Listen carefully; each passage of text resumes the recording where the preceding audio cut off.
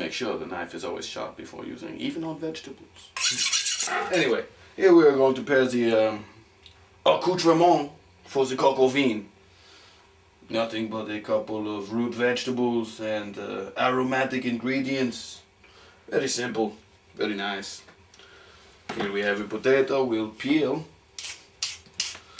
Now, you don't necessarily have to peel the potato, but it's very nice to do because it makes it a bit of a finer dish. So, after peeling the potato, we're going to chop it, a rough chop. Because remember, these vegetables, while very hard and root vegetables, they will braise with the coq au vin. So we need to make sure they are a decent size so they don't turn to mush. Mush? Is that right? Now, a couple of carrots, and they impart a very sweet taste, sweet aroma. They are 1 in a million amongst the root vegetables, yes?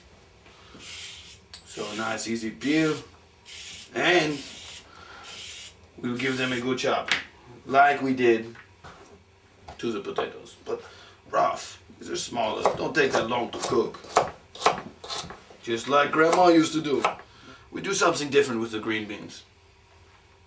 There's one end which we want to take off. That end where it connects to the plant. It's a stalk. It's a legume after all, yes? We just snap off the top. And this gets discarded for the compost pile in the back. Don't want to waste anything, you know?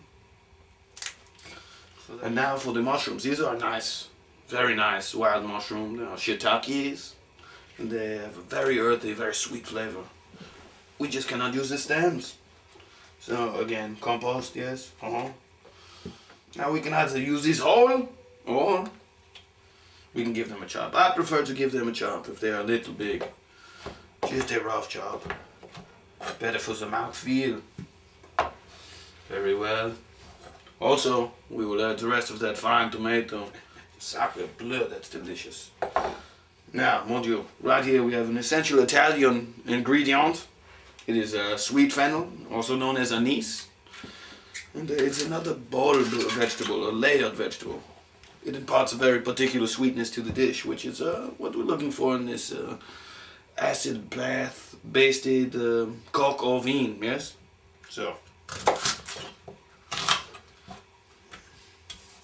we'll give this also a rough chop, saving the outer ends. Now remember, this will all get braised together. So the sizes need to match the density of the vegetable. We'll have a sprig of rosemary, delicious flavor and taste. Some sage, which has been highly prized throughout thousands of years by Romans and other ancient cultures alike for its medicinal and flavorful qualities. Very savory. And your regular garden thyme. It's delicious.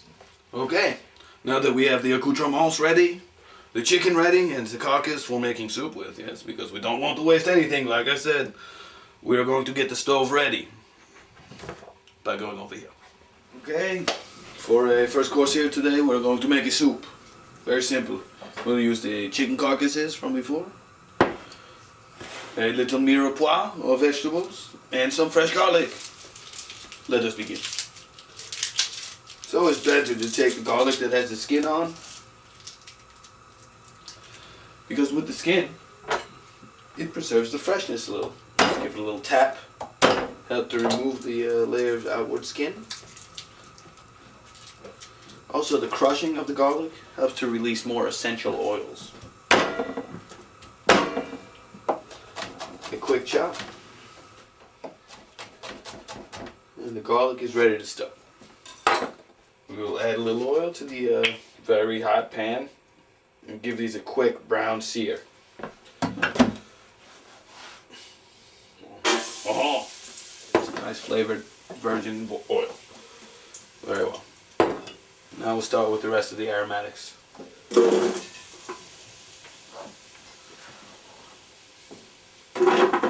Notice a nice big cut. These are going to be cooking for a long time. You don't want them to be too soggy. You still want them to have a little bit of a bite.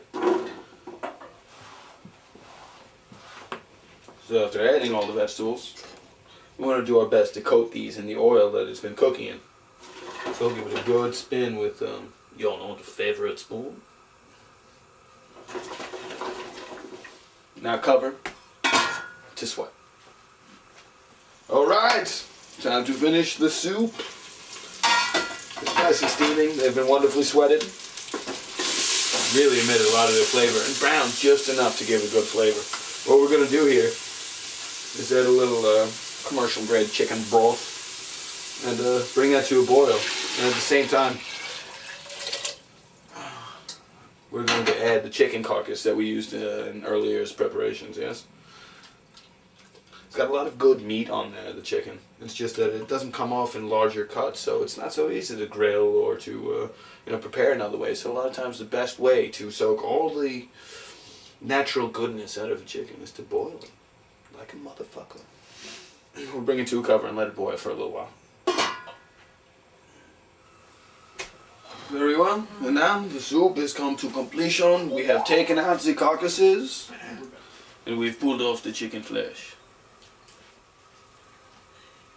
We'll give a little salt to the dish, and we'll top it off with some of the pork meat.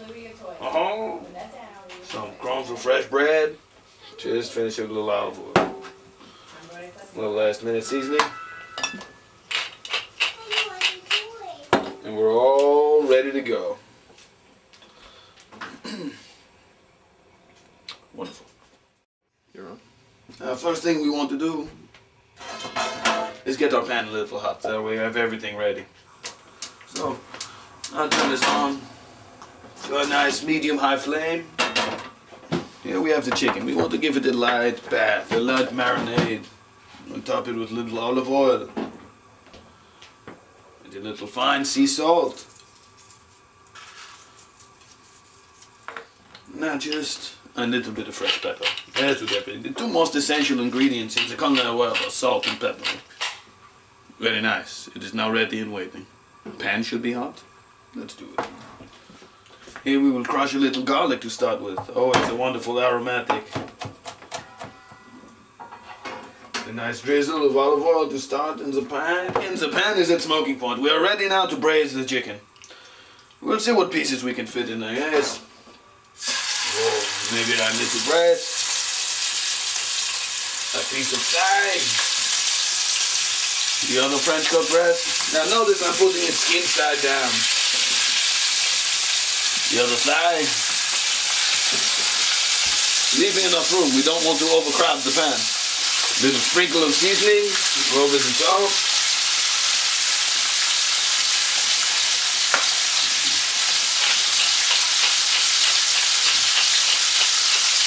Now we're just waiting for it to brown with a nice caramelization. That is where the flavor comes from.